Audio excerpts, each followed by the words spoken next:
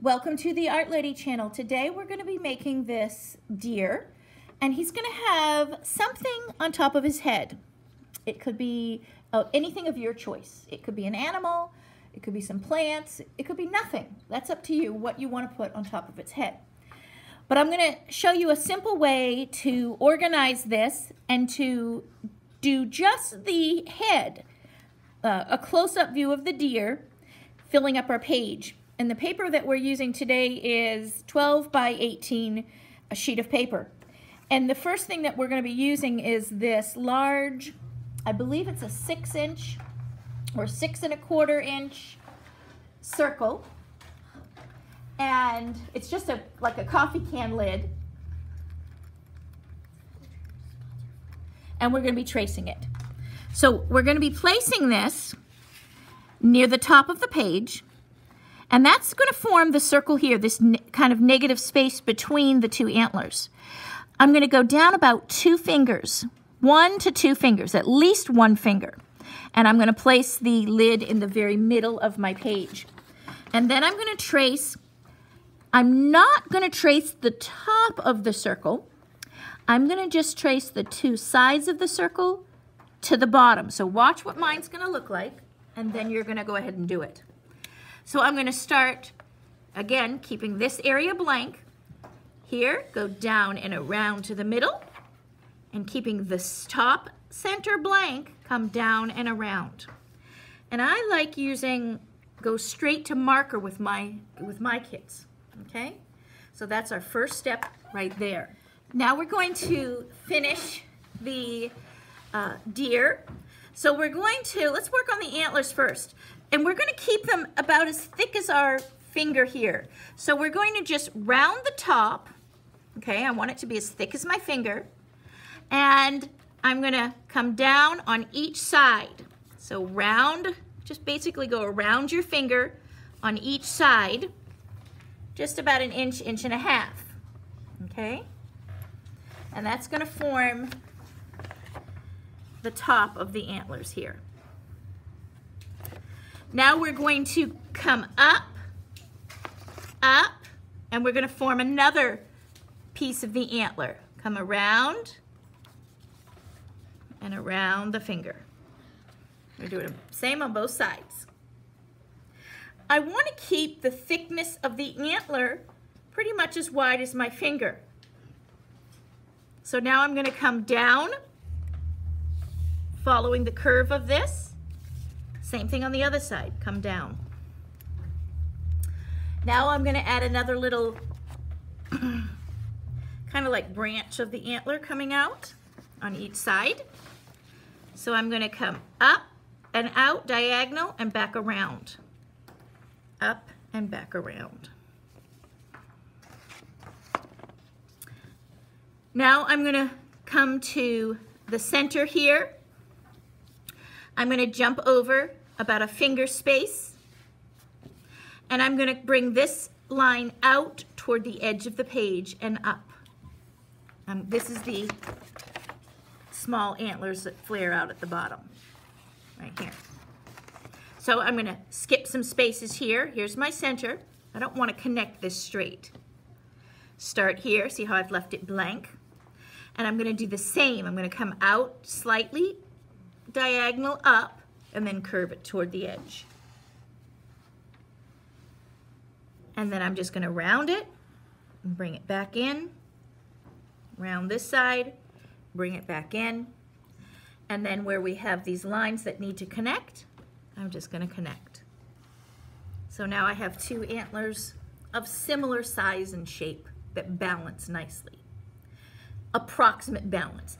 This isn't the exact same as this, but no worries, once we color it in and decorate it, it'll be all the same. Now we're going to find the distance between this area here and the bottom of my page. Let me make sure I can see the bottom of the page here. So I'm going to estimate the center. So find this area here where the antlers end and the bottom of the page, and I'm going in the middle.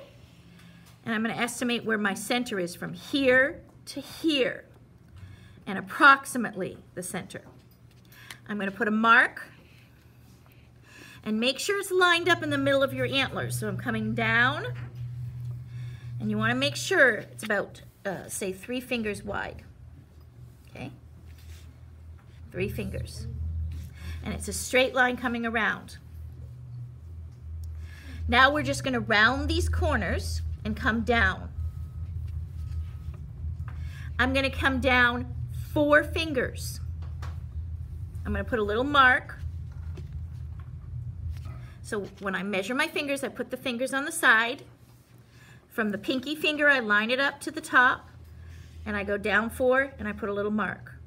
So it's the width of 4 fingers this way. Now, I'm going to bring this over a little bit on both sides. I'm not making it as long as this. And now I'm going to round it and bring it up. This is forming the nose area. This is not his nose. This is the nose area and mouth combined. Now inside this area, it's like the snout. This is what we're forming, this shape here. I'm going to come up about a finger, and I'm going to put a line. Now I don't want him to be frowning, so I'm going to come close to the edge, and then I'm going to go diagonally up. So he has somewhat of an upturned mouth area. So this is the bottom jaw, and then this is the upper jaw. His mouth is closed. Now we're going to form this nose in the inside. So I'm jumping up another finger, putting a mark, and then I'm basically just coming up, around, and back down. Okay, just kind of like this free form nostrils. These will be his actual nostrils. Now the section, he's going to have these 2, and if you color this in dark brown, these could be black in this inside. Why don't we just make them ours black? These are just 1, 2. Now I'm doing diagonal lines, and they're going in, diagonal in, and you can just make them ovals. Let's do black ovals, and then we'll color his nose just brown. Like that. I like the dark brown nostrils, the black nostrils better. So here is our nose area, the snout area, the mouth. Now we're just going to come up and give this area of darker fur here. So I'm going to come up with 2 straight lines and then kind of just end it before it reaches my antlers. So watch what I'm going to do. I'm going to come off of this area here. If I put a finger in the very center, I'm just going to draw up and curve it to one side. On the other side, I'm going to draw up and curve it to this side. Don't connect the lines though. Just up and curve. This will sit up and then curve toward the tips. This will set the spaces for the eyes right here. From the chin, now let's get the ears in first. Below here, let's look here. We've got some ears coming over, and depending on how you drew these antlers, your ears could possibly be behind the antler, or you could even have your ear come out this side here. This would have probably been better if it came out and back over. So let's put our ears in. I'm not touching this line here. I'm just going down about a finger, putting a line. From the antler, down a finger, putting a line. But I'm not putting anything near where it's touching. I'm giving it space. So my ears are basically going to come out and up. And if you want to put a little bit of ear back here, I think it just helps the composition. So over and up, and then I put a little bit of an ear tip and come back down. I do put this inside line in, which shows where the ear has the inside area, and then this is the outer area. So I do just put a little line right here. So coming down, I come in. Now I'm going to do the same on the other side. Sometimes when we do the opposite that is exactly the same, sometimes kids have trouble with this. So if you have trouble doing the symmetrical opposite, because you're using different sides of your brain, different thinking. You're going to just go over slow. Now look, if you have a space that is, say, a little bit more than a finger on this side, then match it over here, a little bit more than a finger, and just mark guidelines. That way, when you make your curves, it's easier for you. Now I'm going to have the ear point up a little bit and back down. And I'm going to do the same here. I'm just going to have a line come in to show this is the outer side of the ear. Okay, so there's my ears. Let's do these lines. That way we'll have a guideline. So here's my ear. So I'm going to jump over about 2 fingers from where I started my ear. I'm going to put a guideline on one side. Just a number 1. Where I started my ear, 2 fingers over, put a guideline on this side. This is going to be the edge of the face.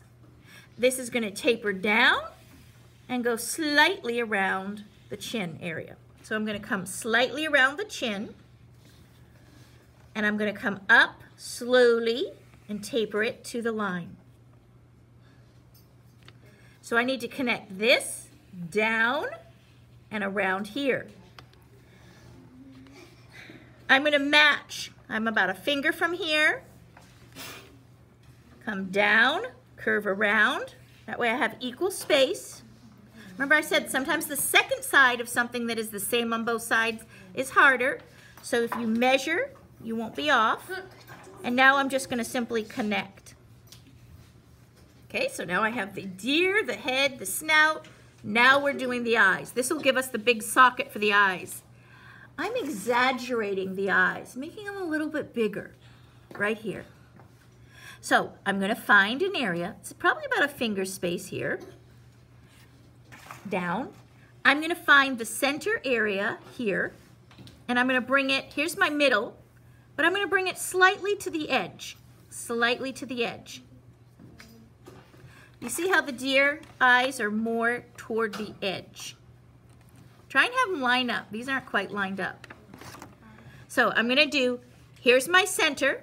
I'm just going to put a line, 1 dot off from the center. So find your center with your finger, and then go to the right of the finger. And then on this side, I went to the left of my finger. And here, I'm going to come up and around and make a pupil. Up and around and make a pupil. This is going to be the center of my eye. I'm going to color that in. Now the pupil, look at it, it's as big as my fingertip.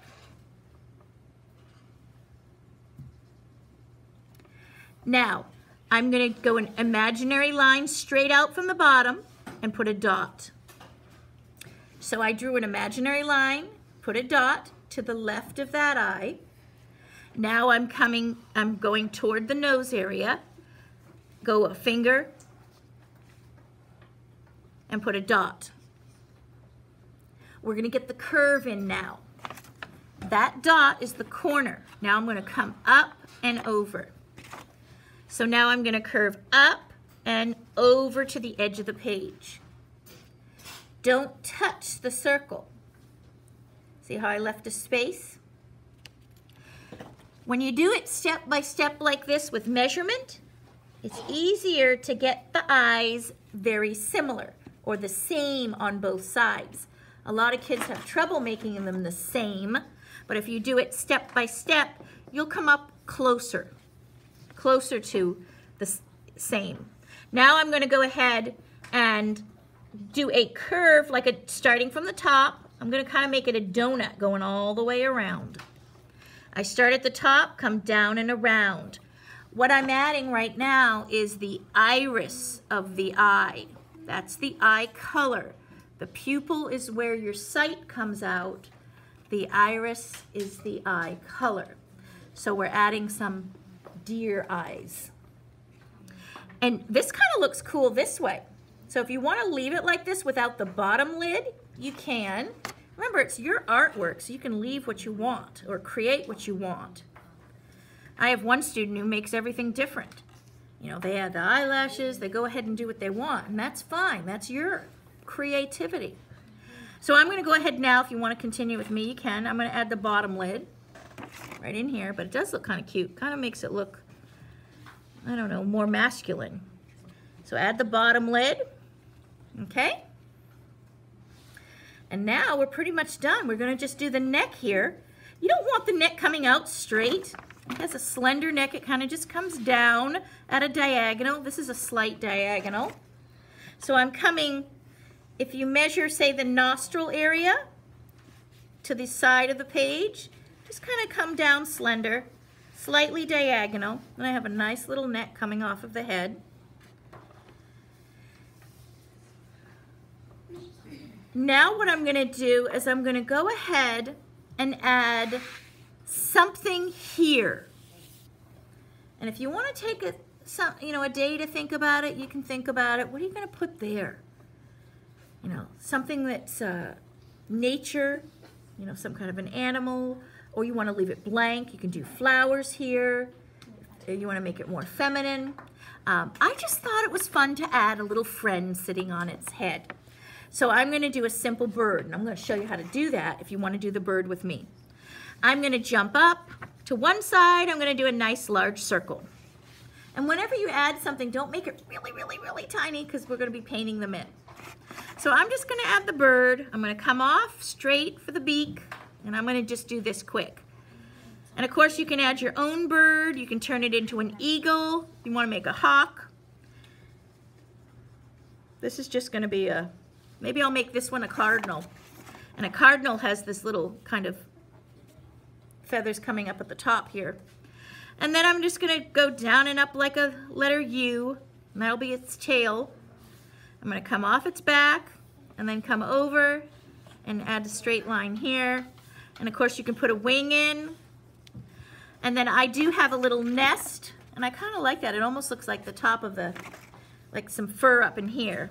So I'll add a nest to this area right in here with just some jagged lines. And there I have my bird on top. It kind of completes it, I think.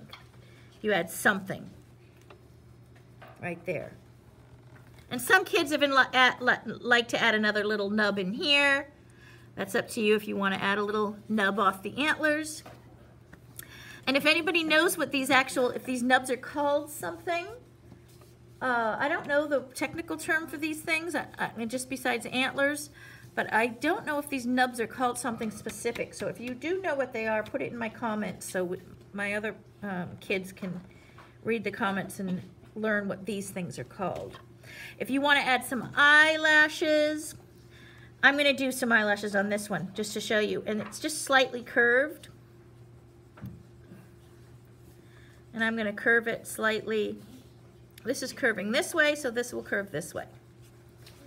And just do a few of them. You don't want to overpower it with eyelashes. And there we have how to draw this. Now, if you want to stay tuned, I'm going to show you how we are going to be coloring this in. Right here.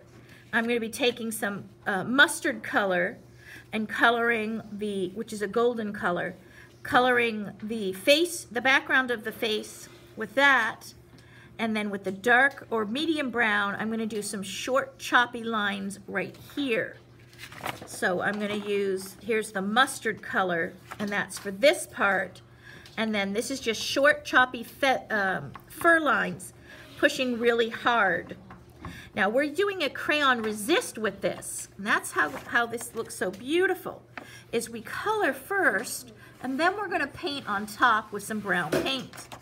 Browns and oranges. So this is just one of the layers of color that's going to go on this.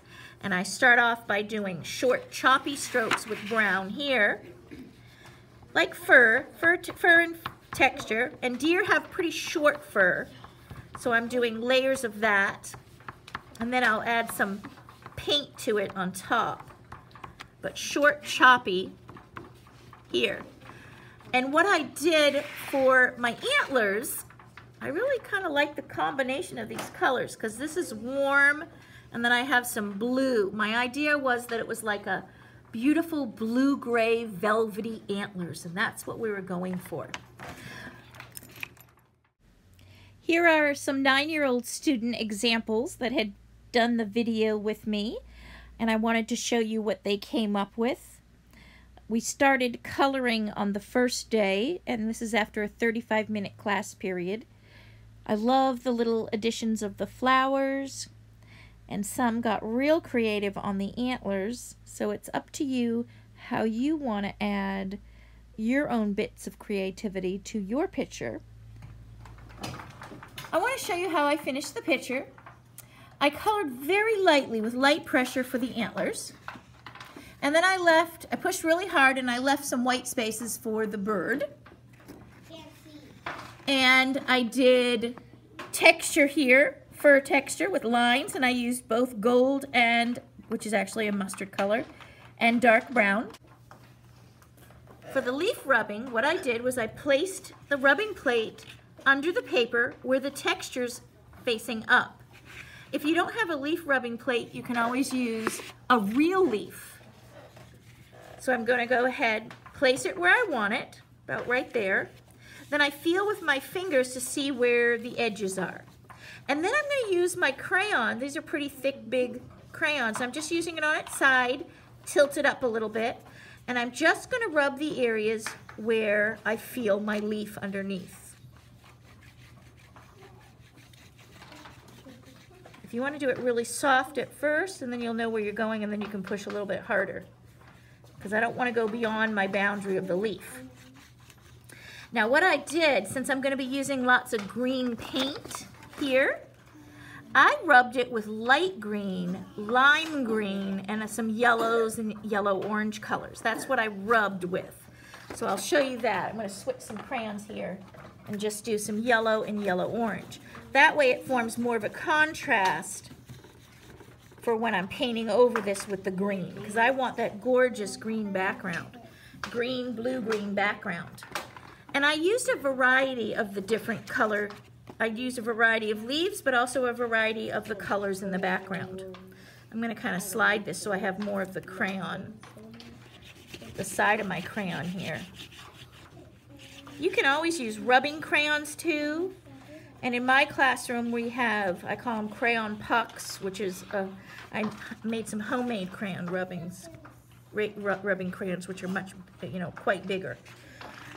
So you could use those too. Even that mustard color would look great in a background. So here's another leaf.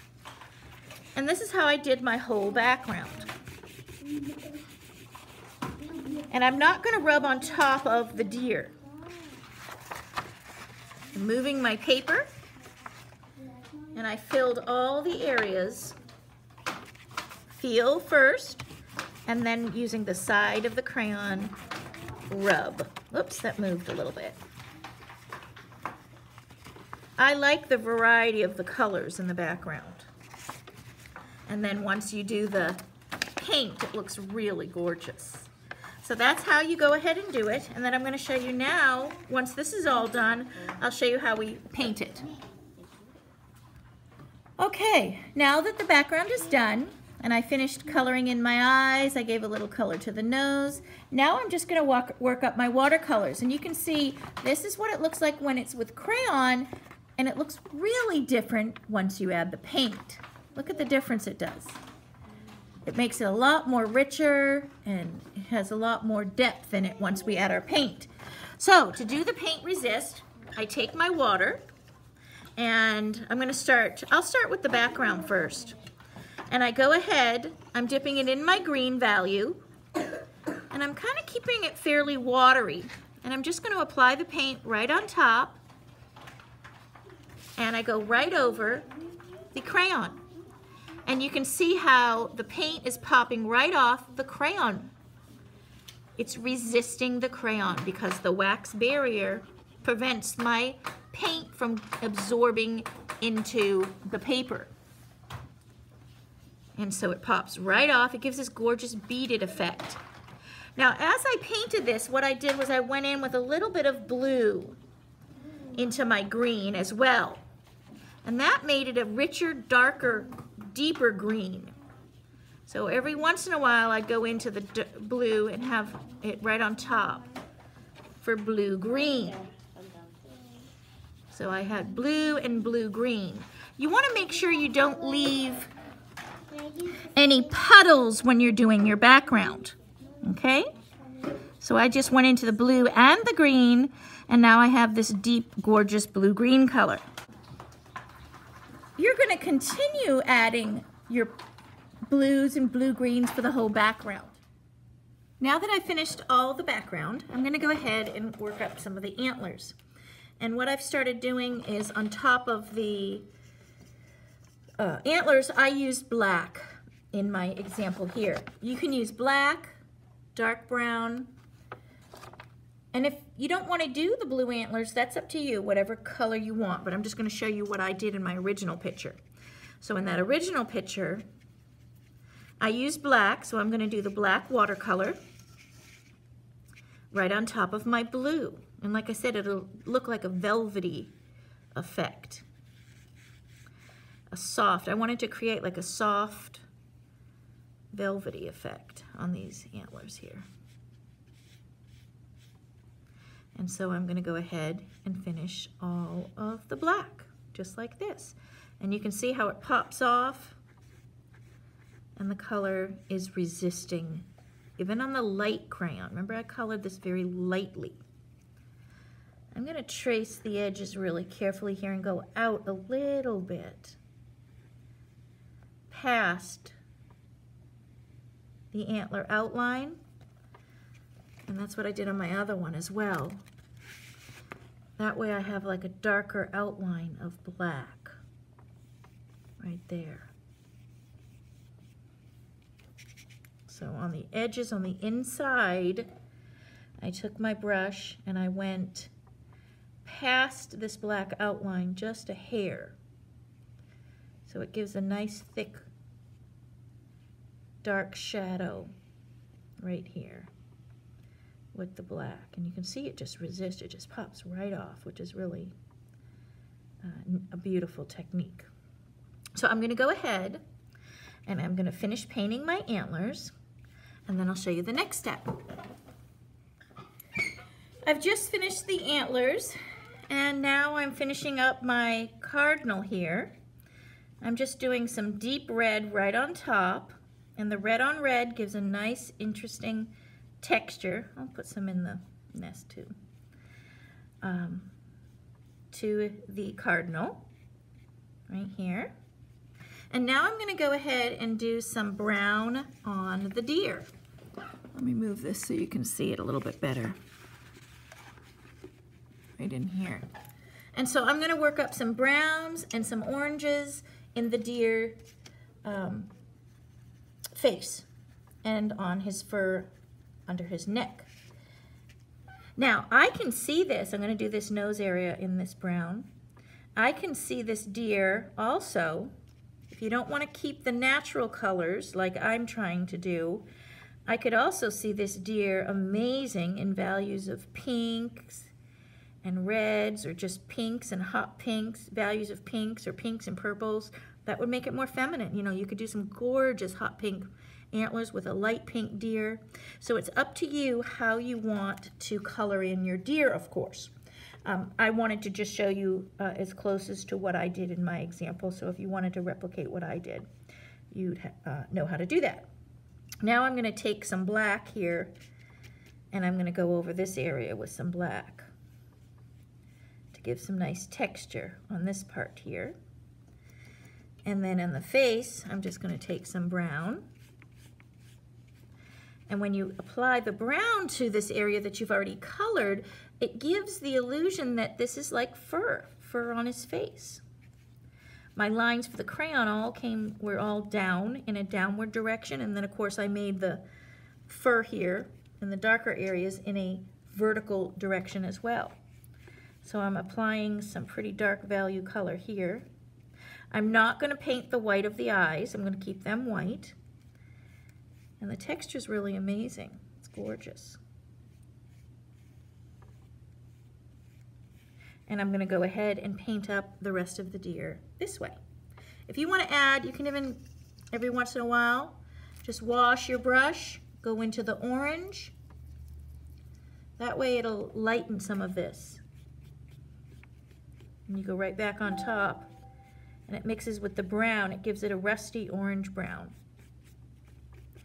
in areas, like maybe the ears you could do that with. So those are the colors that will work well for the deer. And then I'll go on top of this and add some brown to it as well.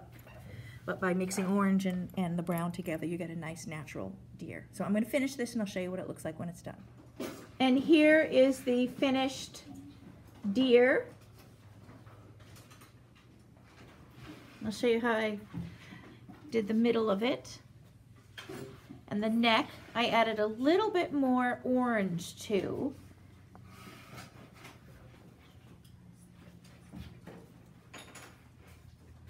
And there's the bird. I'll show you a close-up of the bird area. And I hope you enjoy the lesson, and let me know in the comments how yours came out, and if you used any kind of interesting color combinations that you found were amazing.